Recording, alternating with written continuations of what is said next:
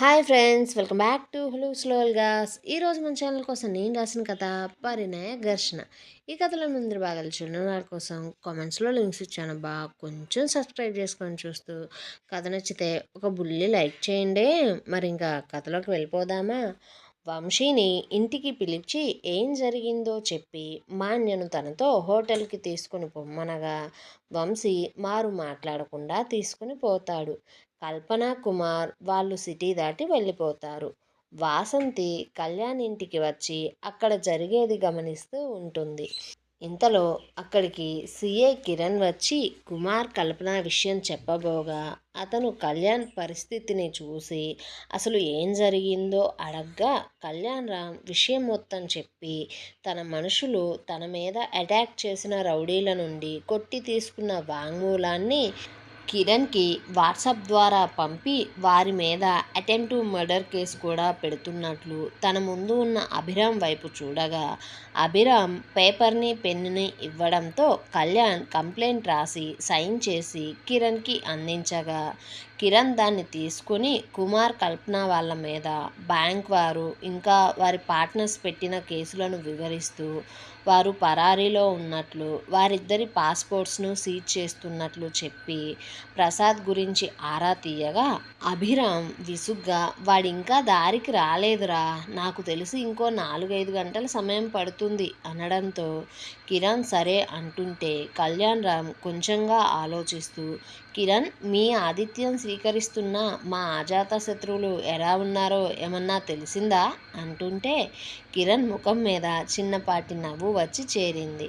ఆ నవ్వును ఆపుకుంటూ పాపం కళ్యాణ్ వాళ్ళు వారితో ఎవరూ మాట్లాడరు, వారికి ఎవరూ సాయం చేయరు, వారే ఒకరికి ఒకరు సాయం చేసుకుంటూ ప్రాణం ఉన్న బొమ్మల్లా మాత్రమే ఉన్నారు, నాకు తెలిసి ఇంకా వాళ్ళు పగ పత్తికాయ వంటి వాటిని వదిలేసి ఉంటారు అంటూ ఇంకొంచెం సేపు మాట్లాడి వెళ్ళిపోతూ మళ్ళీ ఏదో విషయం గుర్తుకు వచ్చినట్లు వెనక్కు వచ్చి సోఫాలో కూర్చుంటూ అభిరామ్, కళ్యాణ్ రామ్ మీతో మరొక విషయం చెప్పడం మర్చిపోయాను అంటూ ఆ విషయం చెప్పాలా వద్దా అన్నట్లు ఆలోచనలో పడగా అభిరామ్ కిరణ్ భుజం మీద చెయ్యి వేసి చెప్పరా ఏంటా విషయం అంటుంటే కిరణ్ వారి వైపు చూస్తూ ఆ రోజు వర్ధన్ స్టేషన్కి రావడం నుండి కార్ బ్రేక్స్ ఫెయిల్ అవ్వడం ఇంకా తన ఇన్వెస్టిగేషన్ గురించి మొత్తం చెప్పి వారి ఇన్వెస్టిగేషన్లో ఎలా ఆ బ్రేక్స్ని ఫెయిల్ చేసింది, ఆ చేసింది మదనే అన్నట్లు తెలిసిందని, ఆ ప్రమాదం ఆనందికి కానీ పునర్విక్ కానీ జరగాలని వారు ప్లాన్ చేసినట్లు తెలిసిందని చెప్పడంతో మన ఇద్దరి రాముళ్ళు కోపంతో పరశురాములు అయిపోతారు.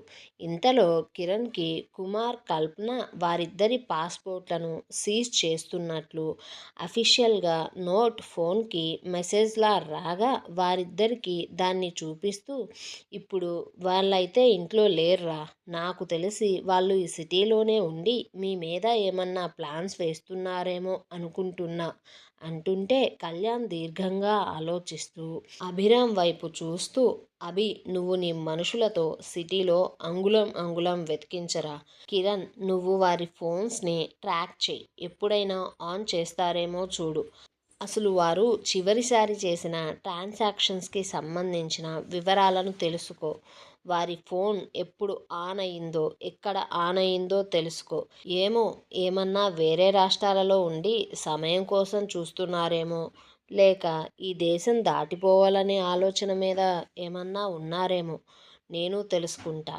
నేను నా మనుషులతో వేరే రాష్ట్రంలో ఇంకా దొంగ పాస్పోర్ట్లు తయారు చేసే వారి దగ్గర వెతకడం ప్రారంభిస్తాను, వాళ్ళు ఈ దేశంలో దొరికితే ప్రాణాలతో ఉండి వారి వారి తండ్రులు ఏ జైల్లో అయితే శిక్ష అనుభవించారో ఆ జైల్లోనే ఉంటారు, అదే నాకు వేరే దేశంలో వీళ్ళు దొరికితే ఇక మీరు వారి ప్రాణాల మీద ఆశలు వదిలేసుకోండి అంటూ కిరణ్తో చెబుతూనే నా ప్రాణానికి ప్రాణమైన ఇద్దరి మీద వారు చేసిన పనికి ఆ మాత్రం శిక్ష ఉంటుంది కదా కిరణ్ అంటూ చెబుతుండగా అభిరామ్ కూడా కళ్యాణ్ మాటలను ఒప్పుకున్నాడు ఆ విషయంలో.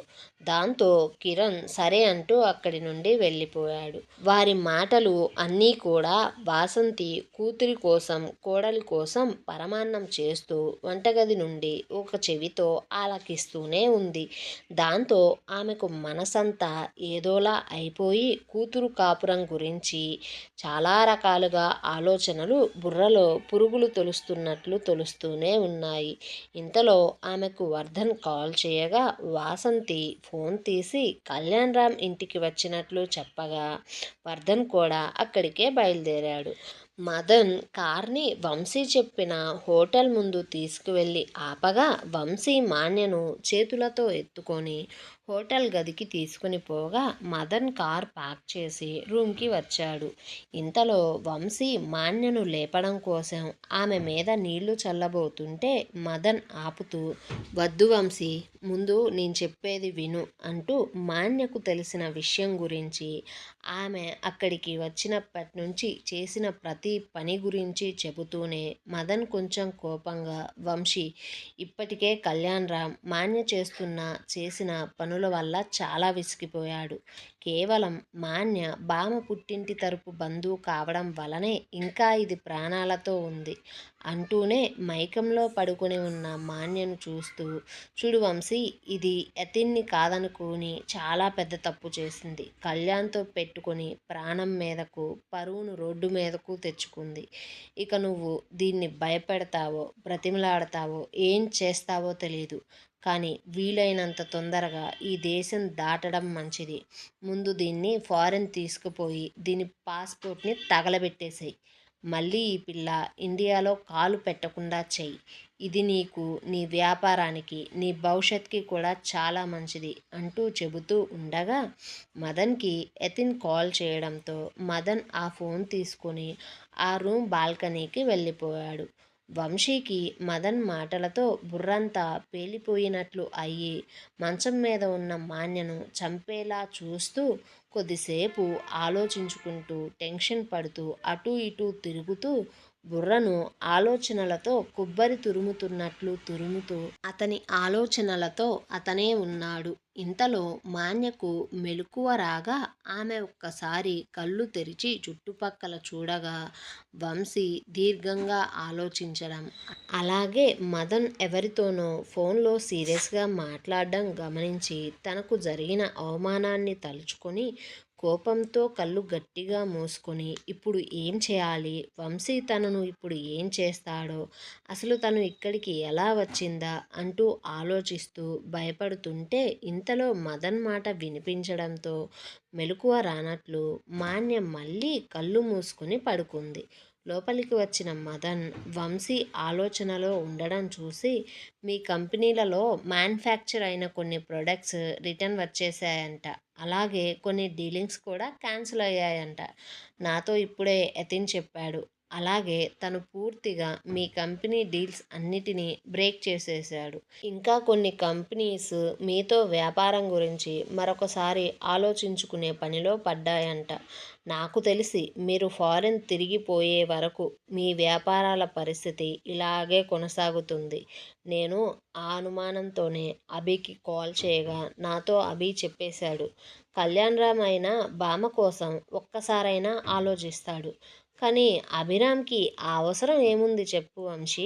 పైగా నీకు అభిరామ్ అమ్మ సంగతి అస్సలు తెలీదు. ఆమె చాలా మంచిది, అది పైకి మాత్రమే అంటూ ఆమెకు పునర్వి అంటే ప్రాణం. కళ్యాణ్ రామ్ లాంటి వాడే పునర్వితో జీవితం కోసం ఒక్క ఛాన్స్ ఇవ్వమని ఆమె కాళ్ళు పట్టుకుంటే గాని కళ్యాణ్కి మరో అవకాశం దొరకలేదు. ఇక ఇది అంతా నీ చెల్లి వల్లే జరిగింది అని తెలిస్తే దీన్ని చంపేసి మీ కుటుంబాన్ని నామరూపాలు లేకుండా చేస్తుంది అంటూ మాన్య లేవగానే, ఏమన్నా నిన్ను ఇబ్బంది పెడితే నాకు కాల్ చేయి, నేను వస్తా, నాకు ఇప్పుడైతే పని ఉంది అంటూ హోటల్ నుండి వెళ్ళిపోతూ, యతిన్ ఎందుకు నాతో అలా మాట్లాడాడు, ఎవరికీ తెలియకుండా ఎందుకు నన్ను బీచ్కి రమ్మన్నాడు, అసలు వాడికి ఏమైంది అనుకుంటూ కార్ తీసుకుని బయలుదేరాడు మదన్.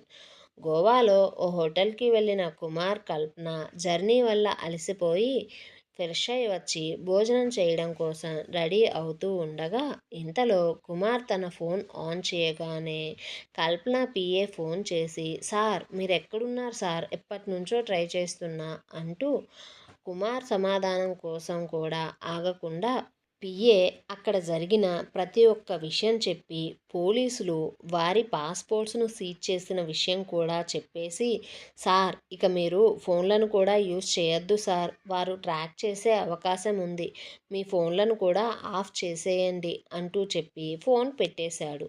దాంతో కుమార్ కోపంగా తన ఫోన్ విసిరి నేలకేసి కొట్టి, అమ్మ వెంటనే ఇక్కడి నుండి బయలుదేరు, ఇంకో హోటల్కి వెళ్ళిపోదాం అంటూ కల్పనను తీసుకుని హోటల్ వెకేట్ చేసి మరొక హోటల్లో మారు పేరుతో రూమ్ తీసుకుని అప్పటిదాకా జరిగిన విషయాలంతా కల్పనతో చెప్పగా ఆమె కూడా కోపంగా అభిరామ్ని, కళ్యాణ్ రామ్ని నోటికి వచ్చినట్లు తిట్టుకుంటూ తన ఫోన్లో సిమ్ తీసేసి, కుమార్ అయితే మనం ఇప్పుడు దొంగ పాస్పోర్ట్లను పుట్టించుకొని వెళ్ళిపోదాం అంటూ చెప్పగా కుమార్ సరే అమ్మా నేను వాటి సంగతి చూసుకుంటా అంటూ చెబుతూ ఆ ఇద్దరు భోజనానికి బయలుదేరారు. వర్ధన్ రావడంతోనే హాల్లో ఉన్న కొడుకు అల్లుణ్ణి పలకరించి కళ్యాణ్కి తగిలిన దెబ్బల గురించి తెలుసుకుని వారితో ఆ యాక్సిడెంట్ గురించి కూడా చెప్పేశాడు. దాంతో కళ్యాణ్ కొద్దిసేపు ఆలోచించుకుని అభిరామ్ వైపు చూడగా అభిరామ్ నీ ఇష్టం అన్నట్లు సైగ చెయ్యగా కళ్యాణ్ ఓసారి ప్రశాంతంగా ఊపిరి తీసుకుని వర్ధన్తో మాన్య గురించి అలాగే ఆమె అంతవరకు చేసిన ప్రతి పని గురించి దానివల్ల వచ్చిన ఫలితాల గురించి చెప్పడంతో వర్ధన్ అభిరామ్ వైపు కళ్యాణ్ వైపు చూస్తూ ఒక్క నిమిషం తరువాత చూడు కళ్యాణ్ ఇంకొక్కసారి దీనివల్ల నా కూతురికి ఏమన్నా జరిగితే నువ్వు నీ చెల్లి గురించి మర్చిపో, తను ఇంకా కేవలం నా ఇంటికి కోడలు మాత్రమే అవుతుంది, మీ ఇంటి ఆడపడుచు అవ్వదు అంటూ మాట్లాడుకుంటుంటే వస్తున్న వాసంతిని చూసి వారు ఆ విధంగా మాట్లాడుకోవటం ఆపేయగా వాసంతి వారికి పరమాన్నం ఇవ్వడానికి వచ్చి వారితో కొద్దిసేపు మాట్లాడి కళ్యాణ్ రామ్ను కొద్దిగా పరిశీలనగా చూసి, కళ్యాణ్ నేను పునర్విని ఆనందిని ఇంటికి తీసుకుని పోవాలి అనుకుంటున్నా అంటూ మాట కలపడంతో కళ్యాణ్ ఒక్కసారిగా ఆలోచనలో పడ్డాడు. అయితే వర్ధన్ వచ్చిన విషయం తెలిసి కిందికి వచ్చిన ఆనంది పునర్వి కూడా వాసంతి మాటలు విన్నారు. వారు రావడంతోనే కళ్యాణ్ చిన్నగా నవ్వుతూ మీ ఇష్టం పునర్వి ఇష్టం అత్తయ్య అంటూ అనగా వాసంతి పునర్వినే చూస్తుంటే పునర్వి కళ్యాణ్ రామ్ పక్కనే కూర్చుంటూ అమ్మా కళ్యాణ్కి ఇప్పుడు నడవడం కూడా కష్టంగా ఉంది, ఇలాంటి సమయంలో ఎలా రాను, పైగా ఇంట్లో బామ కూడా లేదు, ఇంకా మదన్ యతిన్ విద్య వారు కూడా ఇక్కడే ఉన్నారు, బంధువులను ఇంట్లో పెట్టుకొని ఎలా మన ఇంటికి రాను చెప్పు, అయినా నువ్వే నా కోసం కొన్ని రోజులు ఇక్కడే ఉండొచ్చు కదా అంటుంటే వర్ధన్ అభిరామ్ కళ్యాణ్ ఆనంది వాసంతి వైపు ఆమె సమాధానం కోసం చూడగా వాసంతి మనసులో నవ్వుకుంటూ నాకు కావాల్సింది కూడా అదేనే అనుకుంటూ సరే అలాగే బామ్మ వచ్చేదాకా ఇక్కడే ఉంటా అంటూ చెప్పి వారు తిన్న బౌల్స్ని తీసుకొని కిచెన్కి వెళ్ళిపోతూ తన మనసులో ఇప్పుడు తెలుస్తుంది అసలు ఇక్కడ ఏం జరిగిందో, ఆ మాన్యకు ఈ కళ్యాణ్కి ఈ ఇంటికి ఎలాంటి సంబంధం ఉందో, అసలు ఎందుకు వీళ్ళిలా ఉన్నారో అనుకుంటూ దాన్ని తెలుసుకోవడం ఎలా అంటూ ఆమె ఆలోచిస్తూ పనిలో పడిపోయింది. యతిన్ రమ్మనడంతో మదన్ బీచ్కి వెళ్ళగా యతిన్ ఆ వెన్నెల రాత్రిలో దిక్కు తెలియని ఒంటరి పక్షి ఆకాశంలో ప్రయాణం చేస్తుంటే ఎలా ఉంటుందో అలా యతిన్ ఆలోచనలు కూడా ఒకచోట లేకుండా ఎగిసిపడుతున్న సముద్ర కెరటాలను చూస్తూ వస్తున్న మదన్ని తన పక్కన కూర్చో అన్నట్లు పిలిచాడు. మదన్ అక్కడకు వెళ్ళి కూర్చొని ఏంటి విషయం అంతలా ఆలోచిస్తున్నావు అంటుంటే యతిన్ విషయం ఎలా చెప్పాలి, ఎక్కడి నుంచి మొదలు పెట్టాలి అనేది అర్థం కాక దిక్కులు చూస్తున్నాడు. మరోచోట వంశీ మాన్య మేలుకొని ఉన్నా ఇంకా లేవడం లేదు అని గ్రహించి ఫ్రిడ్జ్లో ఉన్న ఐస్ వాటర్ తెచ్చి బాటిల్ మొత్తం ముఖం మీద గుమ్మరించేశాడు. దాంతో మాన్య ఒక్కసారిగా గట్టిగా అరుస్తూ లేచి వంశీ ఏం చేస్తున్నావు అంటుంటే వంశీ కోపంగా మాన్యను కొట్టడంతో మాన్య గోడకు ఆనుకొని పోయింది. మరి ఇప్పుడు కథలో తరువాత ఏం జరగబోతుందో తెలుసుకోవాలంటే మన ఛానల్ని సబ్స్క్రైబ్ చేయండి, ఈ వీడియోని లైక్ చేయండి. కథలో తరువాత ఏం జరిగితే బాగుంటుంది అనుకుంటున్నారో కామెంట్ చేసి చెప్పండి అబ్బా కొంచెం.